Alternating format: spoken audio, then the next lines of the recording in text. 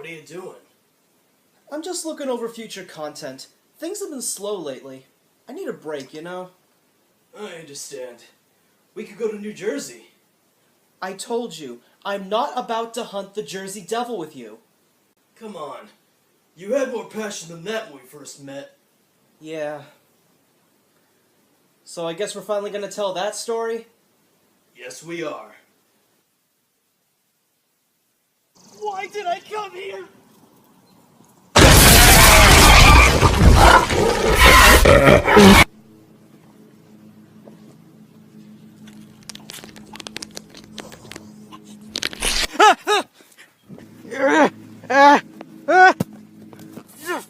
Quick, get behind me. What are you doing out here on your own? Are you mental?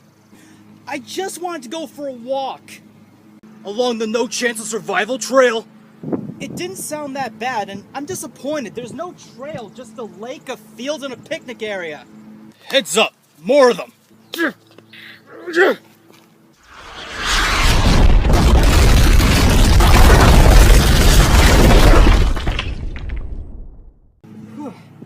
That was a close one. Thank you. I'm M-Crew Dude.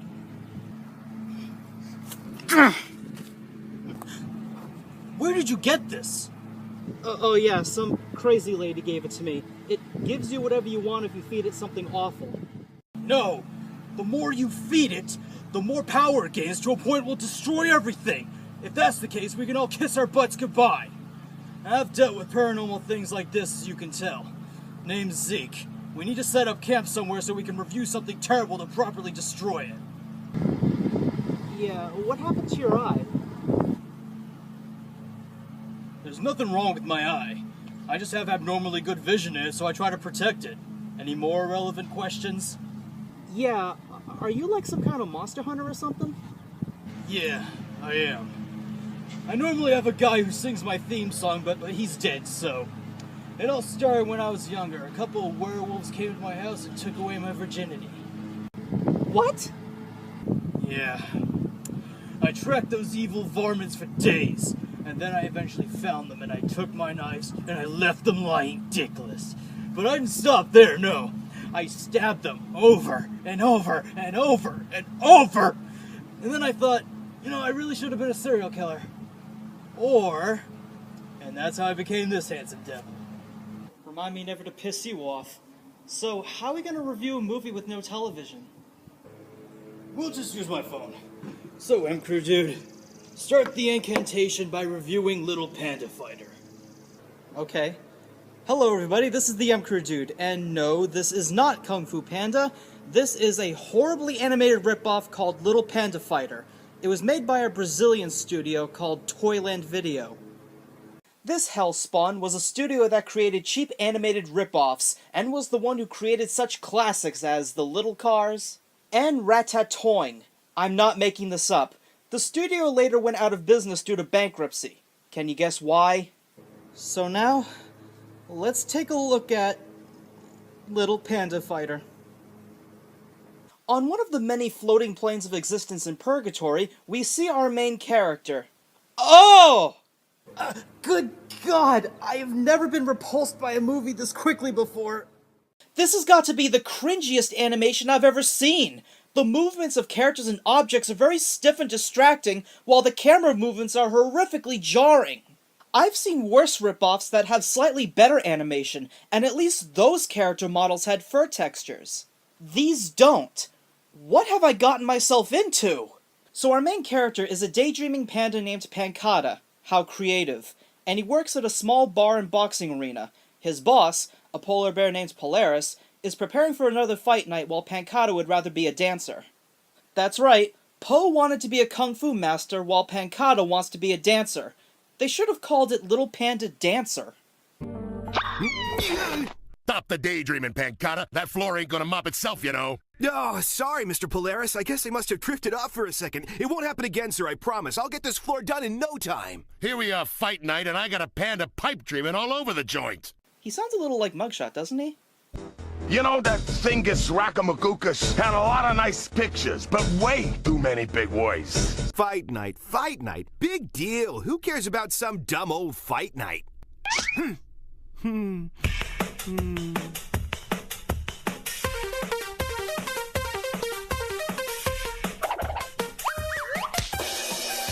Wow, he's so pathetic he fails in his own fantasy. Not to mention, his character model is hideous. Sometimes when he moves his head, it clips into his body.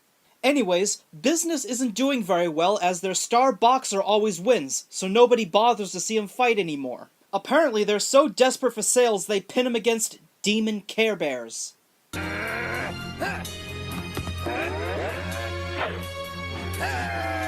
This might damage my other eye.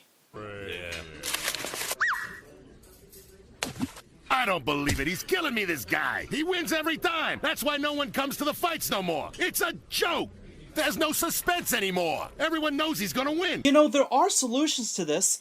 They could hire an agent, advertise, sell merchandise, anything. What I wouldn't do to get back in the ring. I'd show that Thunder Chump a thing or two. Don't even think it. You get back in the ring and you lose the club. Don't forget, it's in the contract you signed. Now, why would that be a condition of the contract? Don't you just hate it when another character blatantly gives out someone else's backstory? They also state that bears do bet on these fights, so wouldn't it make sense for patrons to knowingly win if they bet on the best boxer? So Pancata asks his boss if he can leave early for the day. Oh no, he doesn't just ask, he walks very slowly to the desk before asking the question. So Pancata leaves to talk to his dance instructor who looks like Master Shifu admired Chop Chop Master Onion a little too much. I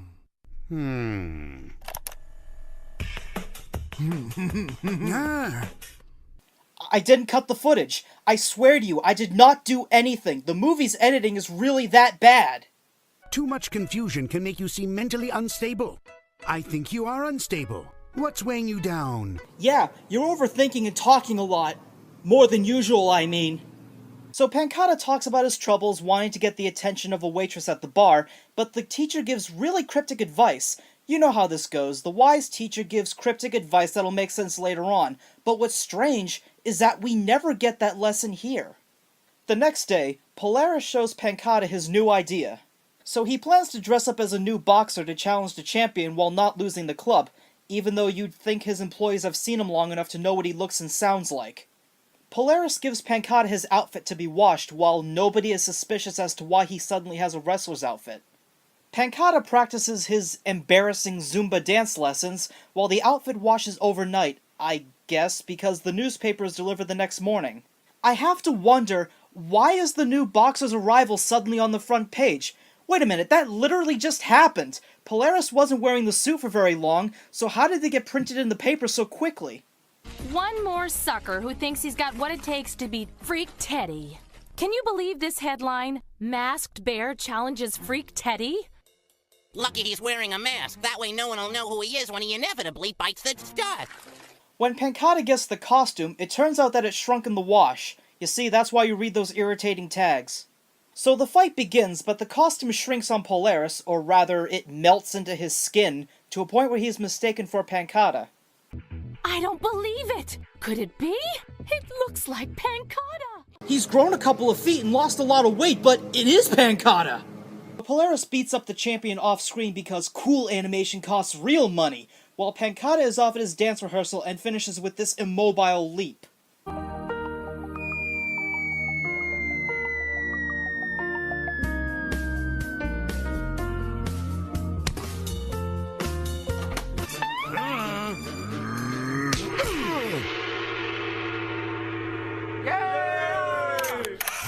The next day, everyone congratulates Pancata on his fighting while he thinks they enjoyed his dancing. Why would he assume that? Hardly anyone was around to watch him.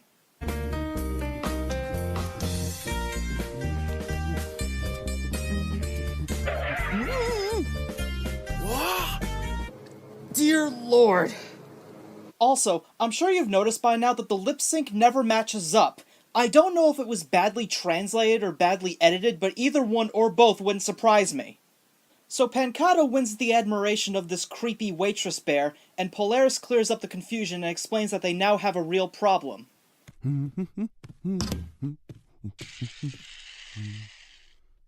Hey, Pancata, get over here, will you?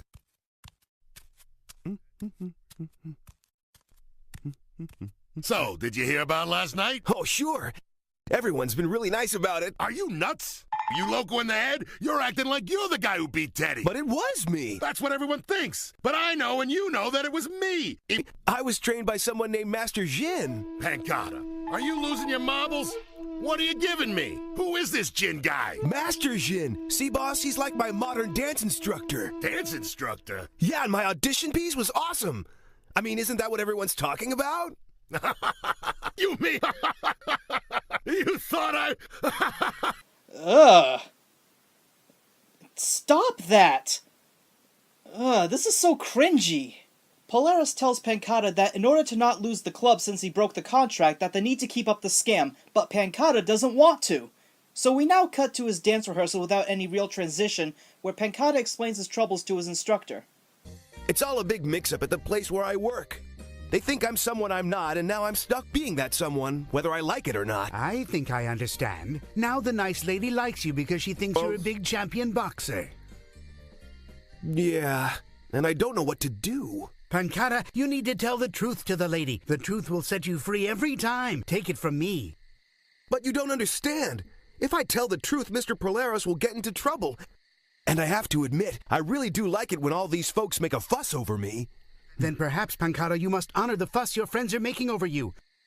If you discover that you like when your friends call you this big boxer fighter man, then you must become this big boxer fighter to honor them. So with that terrible advice, Pancata decides to fight in the ring for a rematch so he can rightfully earn the respect he is given.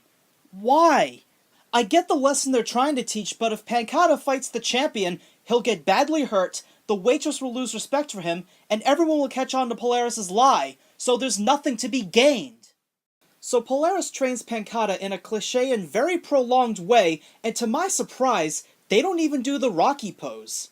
So the rematch begins the next day, and of course he loses badly, but hey, at least no one will see his new black eyes. Time out! Oh, somebody get him off of me! Remember, if you fight like you dance, you can never go wrong. No, if you fight like you dance, this'll be over quickly. Pancata goes to apologize to Polaris, but as it turns out, Polaris wanted him to lose because he bet all of his money against him. Yeah, Polaris blatantly lied to him just so he could go in confident only to have it taken away. He could have just told Pancata to take a dive. People then start to catch on to the lie, and this one snot-nosed bear tries to confront Pancata. Now, Grizzlepuss, let's just settle down. You listen here, Polaris. You can't fool me. That's the same cheap costume you wore when you broke the contract and entered the ring. So even after he analyzed the pictures, he still can't tell the difference between a panda and a polar bear in a leather suit? Polaris then gives the club to Pancata while he retires and goes into hiding. The film ends as Pancata turns the club into a dance hall and makes this face that lingers for a few seconds. You'll be seeing that in your nightmares. Well, that was Little Panda Fighter. The only good thing I can say about the film is that it's only 50 minutes long, so it doesn't overstay its welcome, but that doesn't excuse how awful it is. The animation is lazy and ugly, the characters are very unlikable, the plot holes are ridiculous, and the morals are completely backwards. I understand what they were trying to say, but the way they present it is not very reasonable. I hope no one shows this to their children, unless you intend to punish them. Well, that should do it.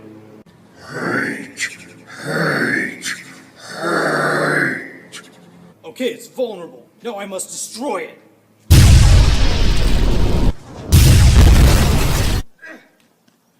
Okay, now it's time to kick some ass.